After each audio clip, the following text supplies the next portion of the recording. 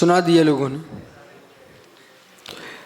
समन्वय स्वामी युक्तानुशासन जी ग्रंथ में 15वें श्लोक में समझा रहे हैं कि जो क्षणिकवादी है, जो कि पदार्थ के प्रलय का स्वरूप का आकस्मिक होने पर मानते हैं, उनके यहाँ समझा रहे हैं न बंदी मोक्षो क्षणिक संस्तो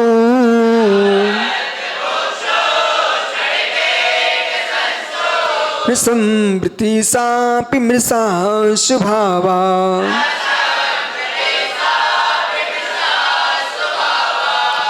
मुख्यानृते गौड़ विधीर्न दृष्टो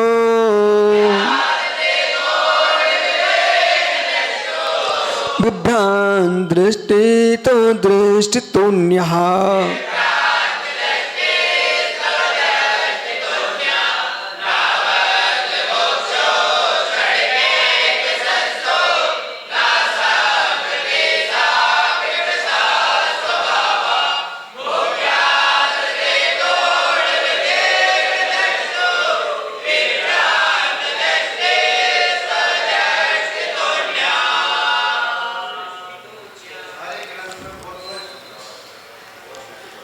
अब प्रश्न है, इनको समझाया है, लिस्ट उनकी लंबी होती है जिनका प्रभाव लंबा होता है।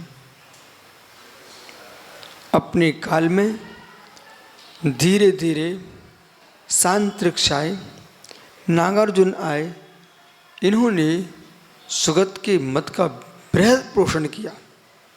सांतरिक्ष और नागार्जुन इस काल में जो है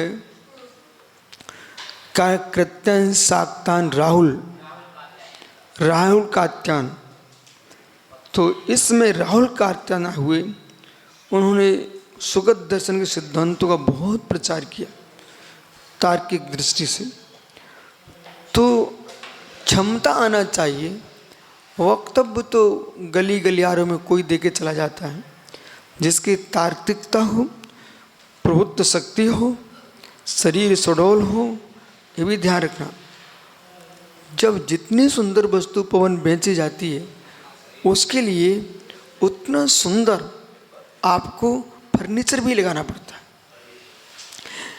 पता मुझे है, ये ट्रैक्टर नालियों में घूमने वाले हैं, गलियों में, पता मुझे खेतों में वही घूमने वाले हैं मिट्टी में, परंतु खरीदने के पूर्व, बिकने के पूर्व वे कितने सुंदर स्वरूप में रखे जाते हैं। जब तक स्वरूप में नहीं रखे जाएंगे तब तक समझ में नहीं आता है। अब टीकमगढ़ में पहुँच जाते थे पोद्दार जी के यहाँ, उनकी ट्रैक्टर की एजेंसी थी। देखा आपने कितने प्रकार ट्रैक्टर रखे थे, सुजय रखे थे।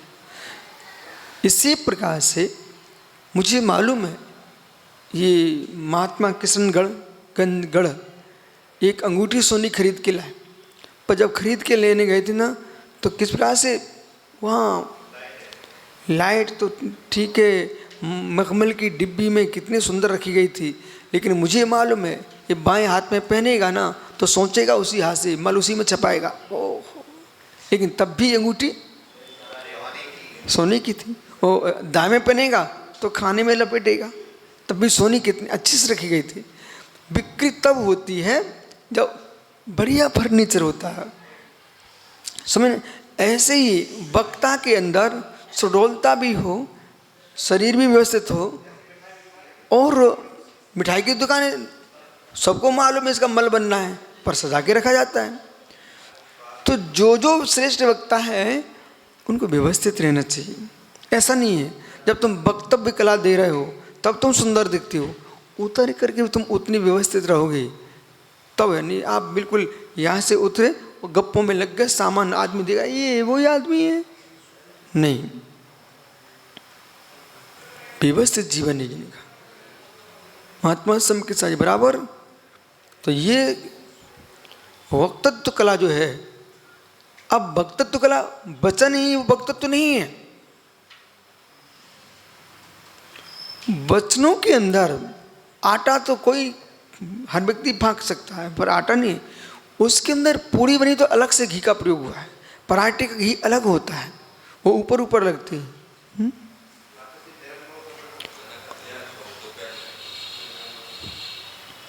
और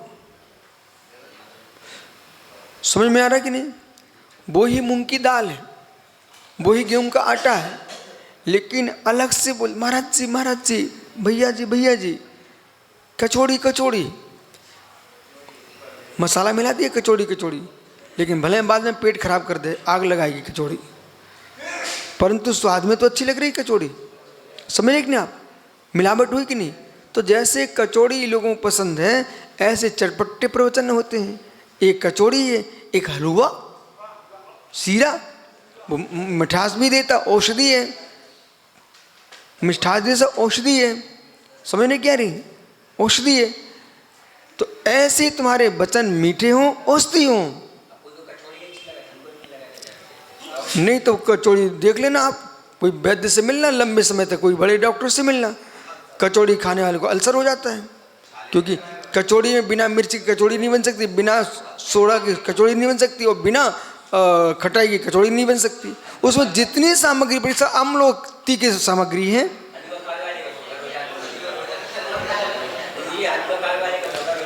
हलवा खाने में शुगर हो जाती है, तो उसको कम खाना चाहिए। आइए बात पढ़िए, बातें लगने लगी। अभी ये पढ़ोगे तो मोन ले लोगे सब। तो इसलिए न बंद मोक्षो क्षणके संस्तौ, महात्मा सारस्वत जी। देखो, काम भोग बंद की कथा बड़ी सरल है, क्योंकि अब अनुभव है लोगों को।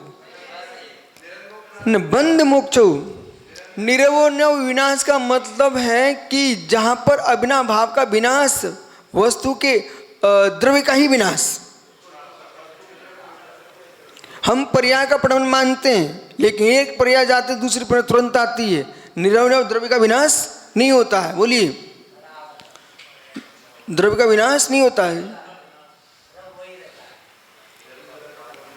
न बंद मोक्षो, कितना सरल है। अच्छे से श्लोक पढ़ो ना, सटखंडागम में जो श्लोक पढ़ने की विधि बताई गई थी उसे समझिए आप। पहले अच्छे से पद वाक्य को शुद्ध पढ़िए तो अर्थ बाहर निकलता है, फिर शब्द को देख करके अर्थ निकलता है, अर्थ से बोध हो, ज्ञान दृष्टि बनती, ज्ञान से विशुद्धि बनती, विशुद्धि से सर्वमंगल होता है, परम मंगल सिद्ध होता है। बंद मोक्षो क्षण के एक संस्तो, क्षण के एक में जो संस्थित हैं उनके ना बंद होता ना मोक्ष। बोले क्यों? क्यों? जब नाश हो गया तो बंद किसका? और जिसके बंद हुआ था मोक्ष किसी दूसरे को होगा, तो वहां बंद मोक्ष की व्यवस्था बनती नहीं है। अब न समृद्धि, यदि आपको समृद्धि लगा लो, उपचार लगा लो, तो हमने आप मीमांसा में लिखा है स्पष्ट, मुख्या समृद्धि नास्ति, बिना मुख्या समृद्धि, बिना मुख्यार्थ की समृद्धि नहीं होती है, और समृद्धि मुख्यार्थ नहीं होती है। समृद्धि मृषा एवो, समृद्धि मृषा एवो, वो तो मुख्यार्थ को मुख्या भाव प्रयोजनते चोपचार उपतते प्रवर्तते, मुख्या भाव सती प्रयोजन निमित्ते चोपचार प्रवर्तते। उपचार की प्रवृत्ति मुख्य के अभाव में कार्य की सिद्धि के लिए की जाती है। जैसे कि तीर्थंकर पारसनाथ नहीं है इसलिए हमने उनकी मूर्ति को स्थापित किया है, लेकिन पारसनाथ थे इसलिए मूर्ति है, परंतु मूर्ति पारसनाथ नहीं है। पारसनाथ चैतन्य थे, मूर्ति अचेतन है। स्थापना निक्षेप इसलिए तो समृद्धि है, पर हम समृद्धि को मुख्यार्थ नहीं मानते, पर बिना मुख्यार्थ की समृद्धि नहीं मानते। तुम मुख्यार्थ नहीं मानते हो इसलिए तुम्हारे यहाँ समृद्धि भी नहीं बनती। मृषा हो न समृद्धि सापी मृषा स्वभावा, क्योंकि तुम्हारी समृद्धि तो मृषा स्वभाव है।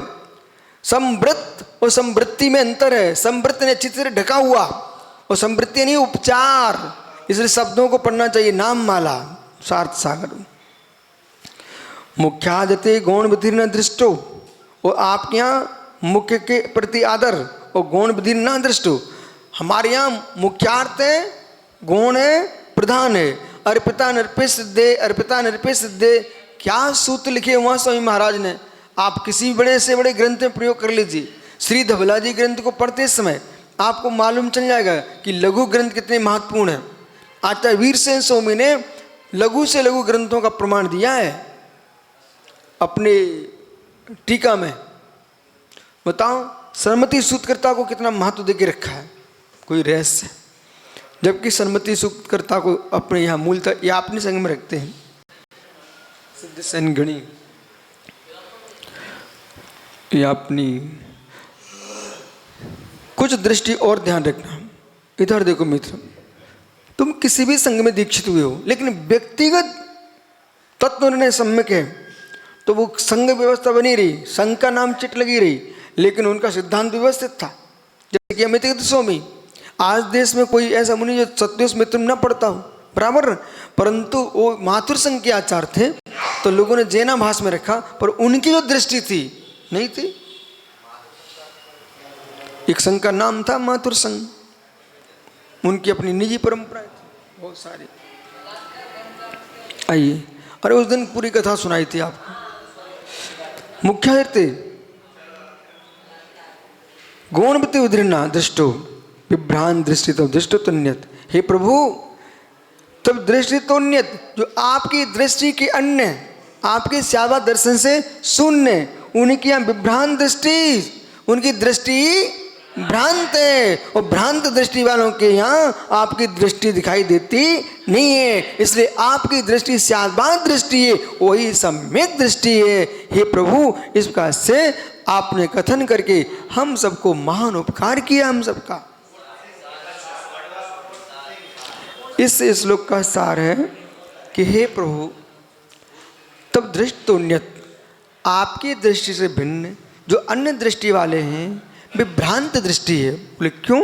क्षणिक एकांत में न बंध घटित होता है, न मोक्ष घटित होता है, और यदि वे कहें कि हम इस समृद्धि से लगा लेते हैं तो समृद्धि मिर्सा ही होती है। जो मिर्सा है, झूठा है, उस पर हम कैसे बात कर सकते हैं?